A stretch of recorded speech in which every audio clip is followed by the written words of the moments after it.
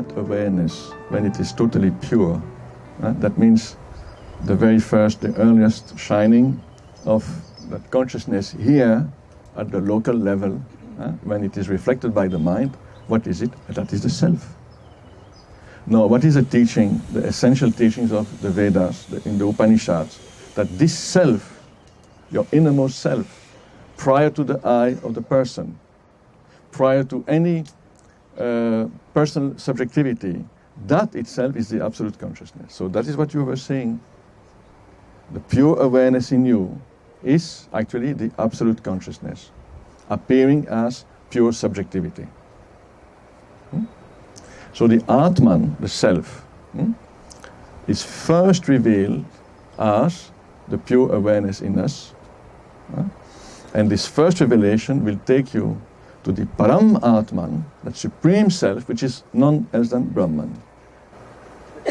But in the first manifestation, expression of awareness, as I said, there is a slight modification, a slight conditioning to serve the purpose of life, so that consciousness, which is beyond objectivity, appears as subjective. So there is a slight limitation appearing within consciousness to serve the purpose of this phenomenality,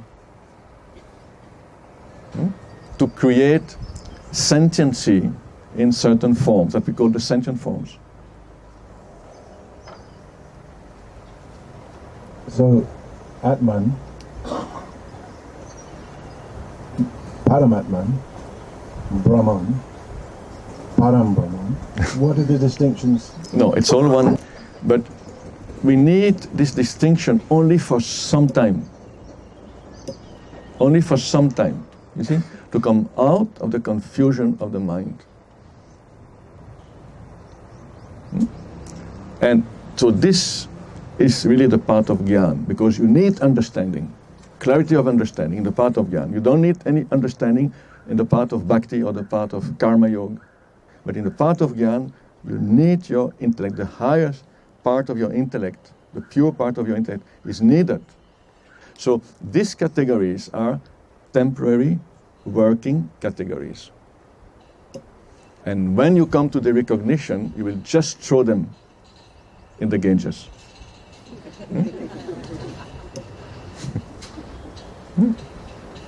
There will be a big laughter. And yet you will be grateful for these philosophical categories.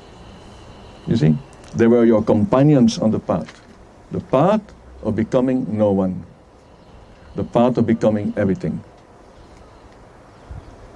They were your companions, they were your guides, they were your gurus. But now they are useless because you have recognized it. It's a fiction, but a useful fiction, a sacred fiction. Now you are in the worldly, profane fiction.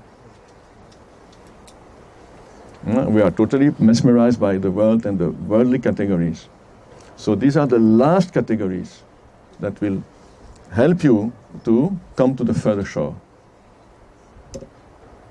Then after that you drop Atman and Brahman. It's only to help others, so-called others.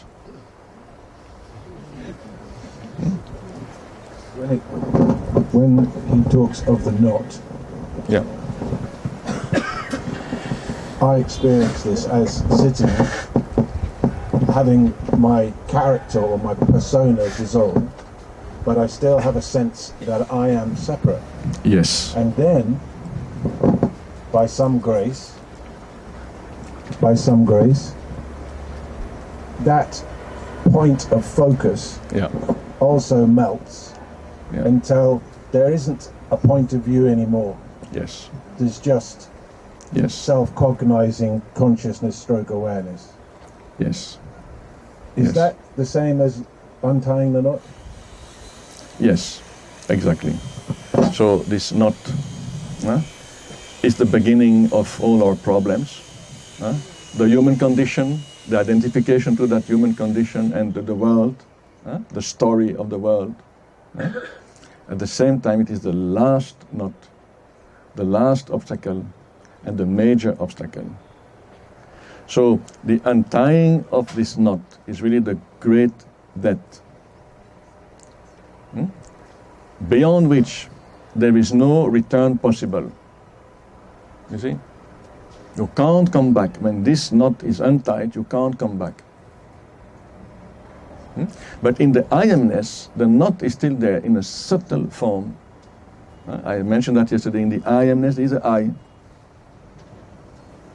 This is not just isness, this is I and isness. That means the I amness. And so that is the last pointing for the one who is in the I amness. The last pointing and the last shift, which is irreversible. Once this knot is untied, then you can't come back to any identification.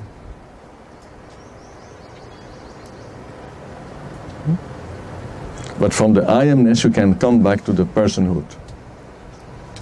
And due to the conditioning, the subconscious conditioning of the mind.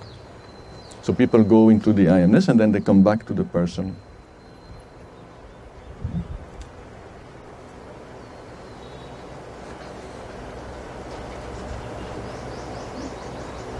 When you are in the I amness, and if you have a good companion, means a guru, he or she can really point to that I, the residual I, which is a point, a bindu, the last one. It is so subtle, and yet that is what maintains you as such or such. It maintains you as such or such. It maintains your individual existence. There is no such thing like individual existence. There is only one existence. No individual existences. There is one life, one essence, one consciousness, one presence, one being. There is no you, there is no I.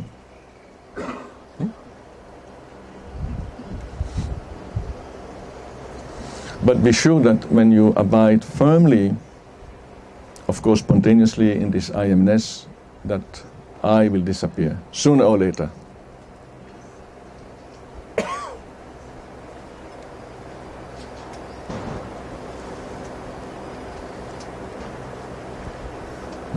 But there is a need of a sadhana. That is the sadhana, you can say, that follows the first awakening.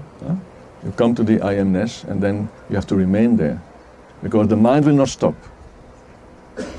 The mind will send its invitations to come and entertain the mind. So here, that is the last sadhana. It is unconditional abidance in your pure I. Beyond the person. Don't touch the person.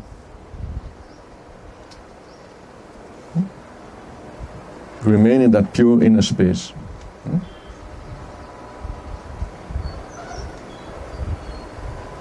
And sooner or later, what you really are will be revealed. And that is not local. It is not just here. And there will be no fear, because in the I amness, fear is there. Fear of losing that heavenly state.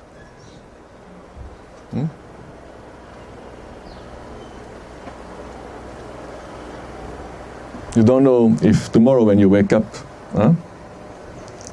you will still be in that state.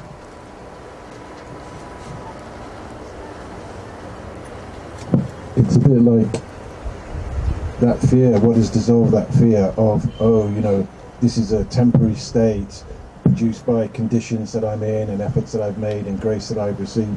What's dissolved that is recognizing that all these states of consciousness, all these experiences are happening in what is like the sky. Then the weather may change, but the sky won't. And the grace is seeing what that sky is in terms of my in terms of what Yeah, there is. the fear here, in this case, we speak about the abidance, the spontaneous, effortless abidance in the I amness, in your pure presence. That fear comes from the mind. You see, subtle movements, fluctuations of the mind. And it is here that you should never entertain them or never touch any single thought of the mind, or vritti. And so that fear will go also. And eventually the I will dissolve by itself, because this is the work of consciousness, that if you don't touch the mind, then sooner or later you will merge into the source of this I amness. It's not the that residual I, that can do anything. But that residual I can adopt an attitude of, we call it asparsha. That means no association, no touch of any content of the mind.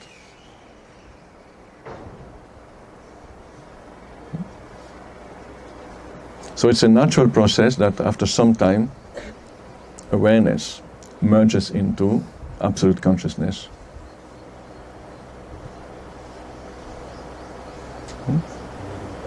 It's called grace. We can't explain that.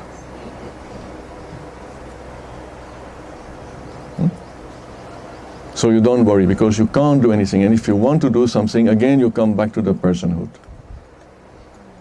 Because you are again in the becoming enlightened, etc. You can't do anything.